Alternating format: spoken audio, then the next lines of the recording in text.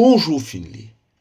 Je dois vous avouer que, comme de nombreux compatriotes, j'ai été déçu de l'issue du match France-Sénégal comptant pour cette édition de la Coupe du monde de foot et qui s'est jouée mardi dernier.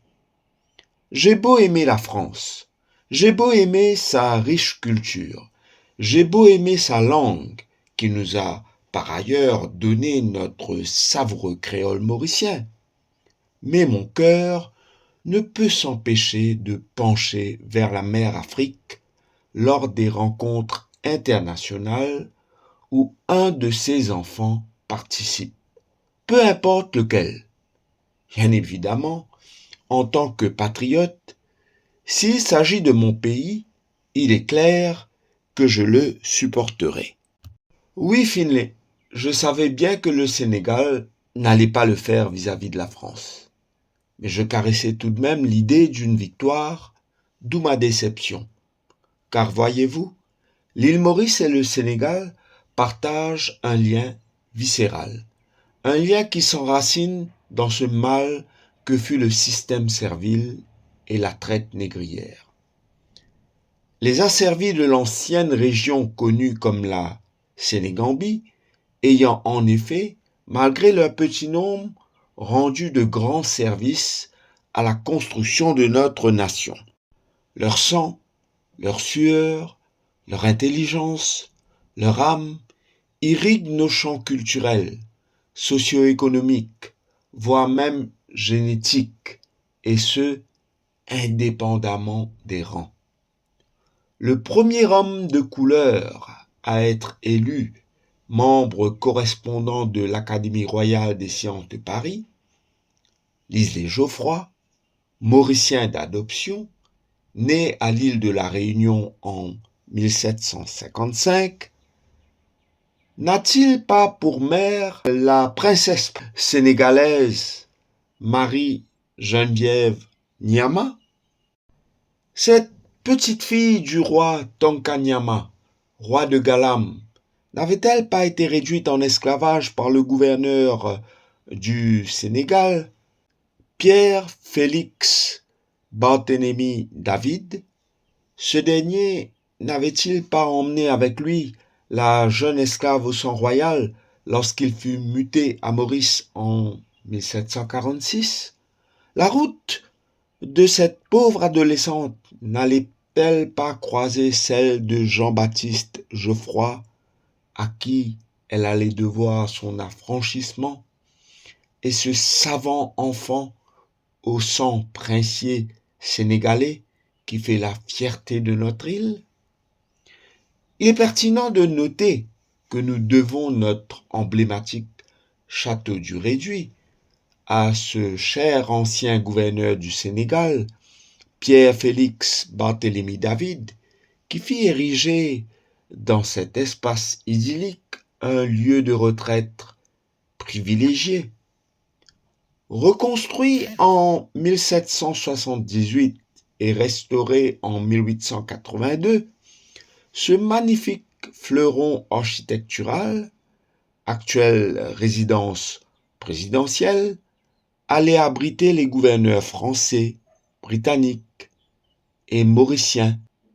Il va sans dire que le dur labeur et le savoir-faire des esclaves sénégalais ont contribué à réaliser ce projet qui fait l'honneur de notre pays. Il n'y a pas comme la culture pour mettre un pays en valeur. Or, le roman de Bernadette Saint-Pierre, Paul et Virginie, contribue depuis le XVIIIe siècle à mettre l'île Maurice sur la carte mondiale grâce à son succès planétaire et à sa traduction dans plusieurs langues. L'œuvre a pour toile de fond le naufrage du Saint-Géran dans la nuit du 17 au 18 août 1744. Cette tragédie coûta la vie à 196 malheureux, dont 30 esclaves embarqués à Gorée, Sénégal. Encore une fois, toutes ces victimes ont contribué à travers la mise en scène de Saint-Pierre, à faire connaître l'Île-de-France et à être une source de référence pour la vie et les colonies esclavagistes au XVIIIe siècle. Les noms des passagers et équipages victimes de ce naufrage sont connus, mais ceux des esclaves du Sénégal, ceux des esclaves de l'ancienne Sénégambie qui voyageaient dans la cale de l'embarcation, eux ne sont pas connus. Ils n'avaient pas de nom.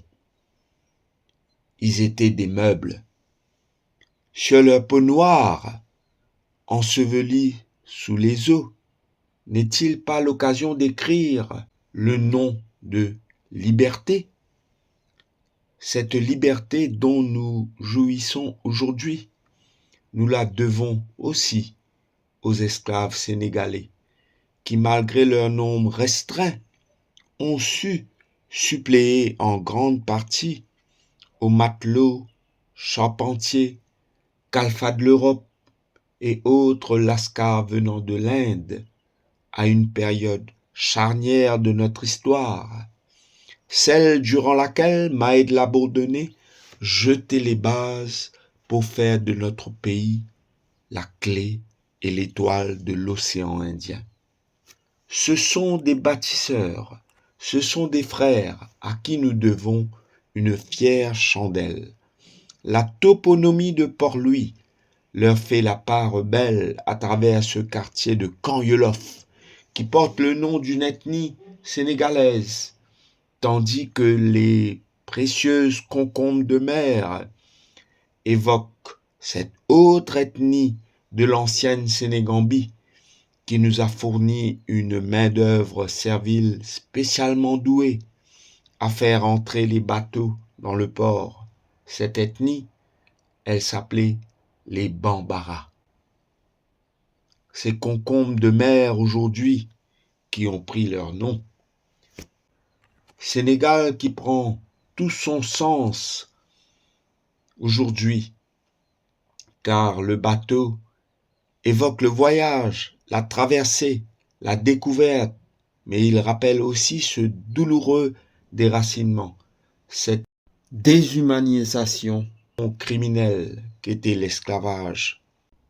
C'est pour cela que lorsque l'Afrique se fait étriper par une autre équipe, cela relève d'un bad trip. Et tout ce que je puisse espérer, c'est qu'il n'est que momentané.